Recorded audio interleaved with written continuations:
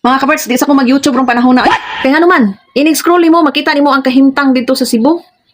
Napatigitaw nilang luuya mga kabarts. Tungod kay daghang kinabuhi nga nakalas mga kabarts, tao og hayupan. Sus makita gyud mo sa post dito nga gahigda na taon sa kadalanan nga wala kinabuhi. Dayon daghang mga balay na nga lunod, mga kamtangan nga sa kadugayng panahon nimong pinag-ipunan sa isang iglap lang nawala na.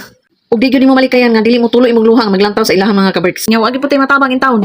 Kundi ato lang mga pag-ampo nga unta, Lord maka-recover sila sa ilahang kahimtang. Unya inig-scroll na po di mo mga kabarts, malabay sa imong wall ang mga katawanan, syempre madala po ka, makakatawa po ka. So imo ang mga kaguol medyo na naibsan kay nakakatawa naman po ka. Then in-scroll lang po din mo mga kabarks, maglagot na sad po ka. Nganong maglagot? Laliman ka ang baha nasa Luzon, nasa Visayas, pero ang mga kinugtong dito sa Davao nag-imbestiga. Oh no. Asang justice anak? Murag minus-minusan sa nako ning mag-Facebook kay ngano.